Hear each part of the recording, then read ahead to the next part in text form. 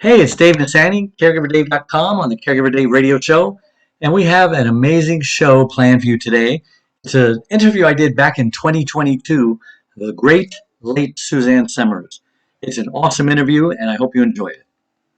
You left out a good part, though, what the Oh, doctor said about his bones. Remember that? oh, yeah. We're not talking about boners, by the way. We're No, talking no, about no. bone density that he Yes. had, the bone density of a young man. And I think it's because of the way we take care of ourselves. I give him calcium every day, but you can't just take calcium. You take calcium. Calcium wants to go into the arteries, calcium deposits, and heart doctors always say, you don't want calcium in your arteries. But if you take calcium along with vitamin K works like a traffic cop. So they always say vitamin K is good for your heart. What it's really good for is it tells the calcium that's trying to go into the soft tissues, the arteries, no, you got to go in the bones. And the vitamin K redirects the calcium into the bones. And I've been giving him that for years. And so he had these strong bones, and he healed really quickly. Is that the story you want me to tell? That is the one. Thank you. Okay, yeah. Because I broke a couple of bones, and I want that as well. So Yeah.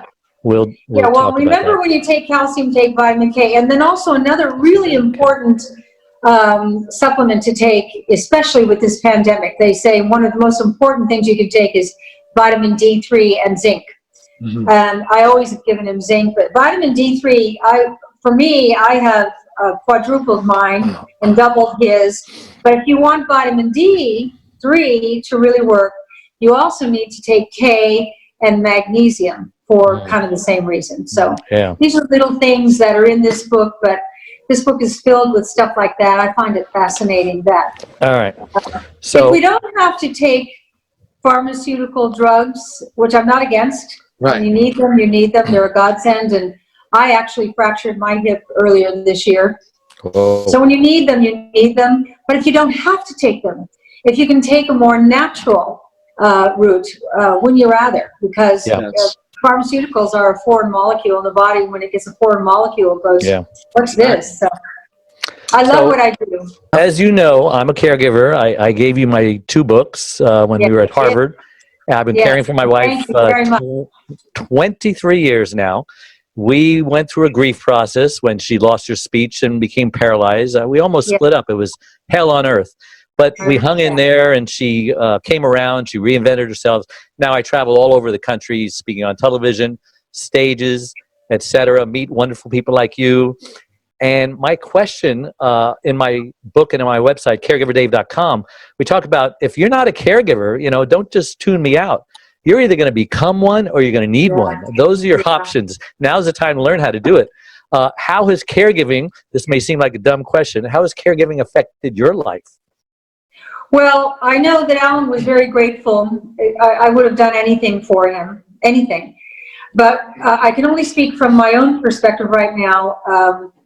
Having had this fractured hip, if somebody says you fractured your hip, you go, oh, okay. Right, that's the It end. doesn't sound very bad. It would be better to break your hip and have a hip replacement. Mm-hmm. So I wasn't allowed to move for 4 months. And during that time, Alan had to do everything. I mean, everything. I couldn't get in or out of bed. So just, visualize that. Oh my gosh. And you know what that did? I love Alan Hamill. I loved him the day I met him 50 years ago. I think if there's something to past lives, we were together before, because the day I looked at him was like going in the comic books that we used to read. But his tenderness and his caring and his loving way with me has brought us to a new other level. And what I realized, the gift of aging, is that if you're lucky enough to love and be loved, love grows. Yeah. And I sometimes I burst with joy when he walks in the room, because he's so good to me. And And whenever I say thank you for the way you've taken care of me, he always says it's my honor. And I'm sure you feel the same way, right? Yeah, absolutely. My honor and my privilege. And you're right. If you haven't been a caretaker, you will be. Yeah. And with the way, do you want to go in a nursing home? No. No, no. No. Not 9 out of 10 of them. behind I the door. wouldn't put my Suzanne's cat book. in. Yeah. Now No. buy your latest book. So where can we get it, Suzanne, and stuff? We're going You can get it at SuzanneSummers.com. And while you're there, you might want to get some of that organic skincare, or you can go to Amazon or bookstores. But I go to the website, and I would just look through the stuff. There are 1,000 products. There's going to be something there you go, oh, that's interesting. And we have, you don't like it, send it back. We even take it if you've used the whole jar. We don't care. What I was saying about tequila, because of the mold, that's why I brought up the mold and the house burning, not so you go, oh, you poor thing.